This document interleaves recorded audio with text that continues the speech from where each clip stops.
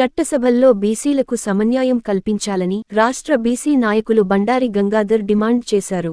నర్సాపూర్ మండలం శివంపేటకు చెందిన బండారి గంగాధర్ ఢిల్లీ జంతర్ మంతర్ వద్ద నిర్వహిస్తున్న బీసీ గర్జన కార్యక్రమంలో పాల్గొన్నారు. 77 ఏళ్ల స్వాతంత్ర పోరాటంలో అత్యధిక జనాభా ఉన్న బీసీలకు మాత్రం చట్టసభల్లో సముచిత స్థానం కల్పించడం లేదని అన్ని పార్టీలపై మండిపడ్డారు. బీసీలకు అన్ని పార్టీలు సమన్యాయం చేయాలని డిమాండ్ చేశారు. అప్పుడే బీసీ జాతులకు సంఖ్యలు పడ్డాయని చెప్పుకుంటున్నాం తప్ప ఈ రోజు విప్లవోద్యమంలో కావచ్చు, రాజకీయ పార్టీలలో కావచ్చు, ఆత్మ బలిదానంలో కావచ్చు, ఆత్మ తర్పణంలో కావచ్చు, సజీవ దహనంలో కావచ్చు, ప్రతి ఒక్క దహనంలో ప్రాణాలు తీసుకునే దాంట్లో బీసీ జాతి ముందున్నది సమాజం గమనిస్తుంది.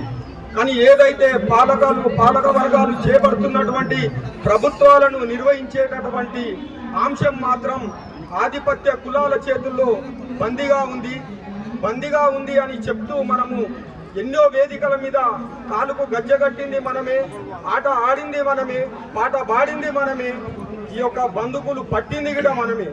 ఈరోజు తెలంగాణ గురించి బలిదానం చేసినటువంటి 1200 మంది అమరవీరులలో చిన్న వయసులో శ్రీకాంతాచారి గారు ఆత్మ బలిదానం చేసుకుంటే బీసీ బిడ్డగా కనిపించలేదు.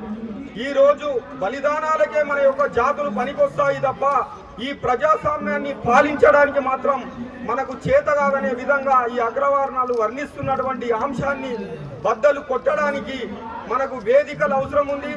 అదేవిధంగా హిందూ బీసీ మహాసభ అధ్యక్షుడు భక్తుల సిద్ధేశ్వర్ గారు గతంలో సాయుధ పోరాటంలో పనిచేసిన మళ్ళీ ఈ యొక్క ఉద్యమం ఎటువైపు కాలేదు కాబట్టి మన బీసీ జాతులకు ఈ రోజు ఏ రకంగా అయితే న్యాయం జరుగుతుందనే ఒక సంకల్పమైన దృఢమైన ఆలోచనతో ఈరోజు అమర నిరాహార దీక్ష చేపట్టడం కూడా జరిగింది.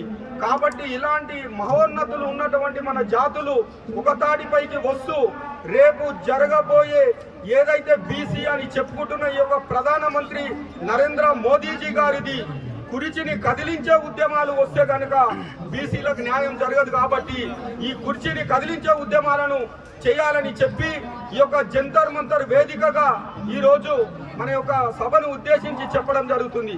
మిత్రులారా, అదేవిధంగా ఈ యొక్క అంశాన్ని ప్రతి